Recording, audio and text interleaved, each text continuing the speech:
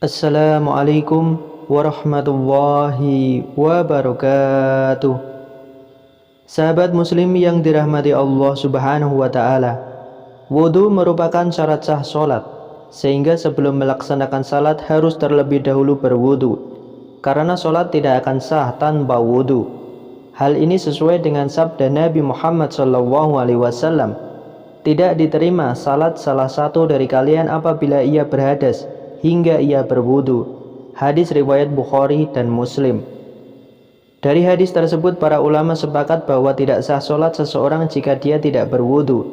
Maka sudah selayaknya bagi setiap muslim untuk memberi perhatian yang besar terhadap permasalahan bersuci, dengan berusaha memperbaiki cara wudunya. Tidak hanya syarat sah untuk sholat, wudu juga memiliki manfaat. Salah satunya adalah dosa-dosa yang akan gugur.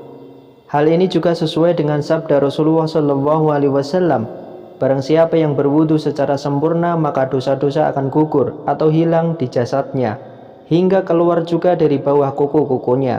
Hadis riwayat Muslim. Guna menghindari kesalahan dalam berwudu, sudah selayaknya umat Islam memahami tata cara wudu yang baik dan benar. Berikut adalah kesalahan dalam berwudu yang sering umat Islam lakukan. Apa saja itu? Yang pertama, melafazkan niat. Kebiasaan sering dilakukan kaum muslim yaitu dengan mengeraskan bacaan niat, padahal ini tidaklah wajib dan tidak pula sunnah.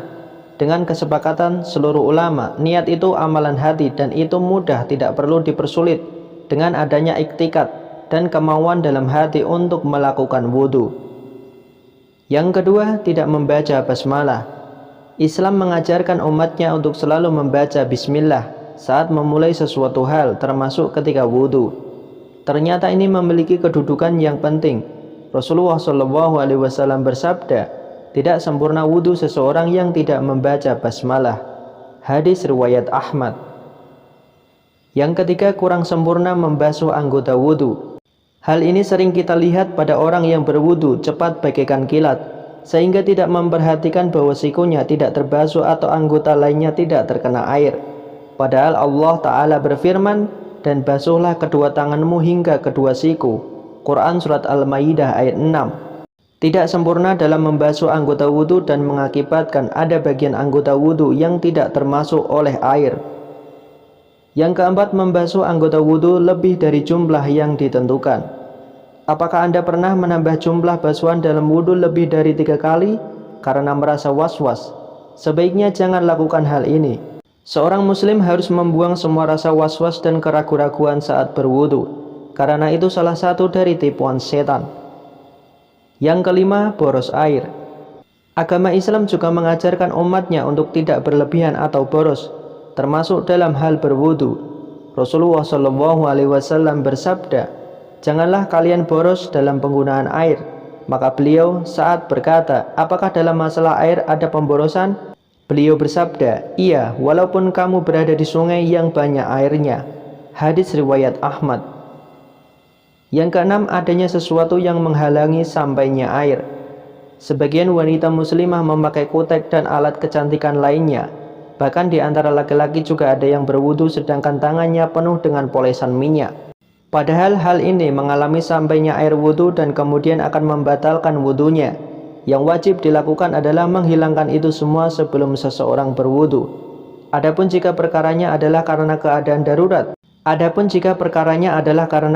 darurat, seperti adanya pembalut luka dan hal lain semisalnya yang termasuk dalam kategori unsur syar'i, maka tidaklah mengapa bagi seseorang mengusap bagian atasnya saja.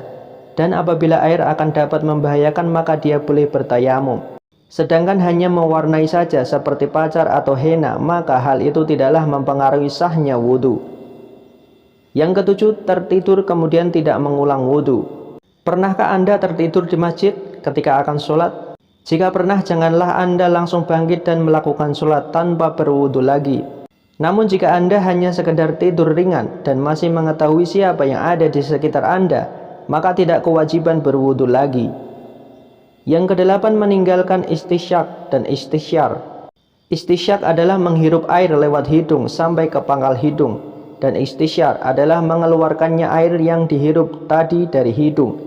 Sebagai kaum muslimin ketika berwudu hanya memasukkan jarinya yang basah ke dalam hidung, Adapun dalil tentang istisyak dan istisyar telah dijelaskan dalam hadis bahwasanya Nabi Shallallahu Alaihi Wasallam bersabda, barang siapa berwudu hendaklah ia menghirup air ke hidung dan menghembuskannya kembali, dan barang siapa yang melakukannya istisyak, bersuci dari buang air besar dengan batu, hendaklah melakukannya dengan ganjil, tidak genap.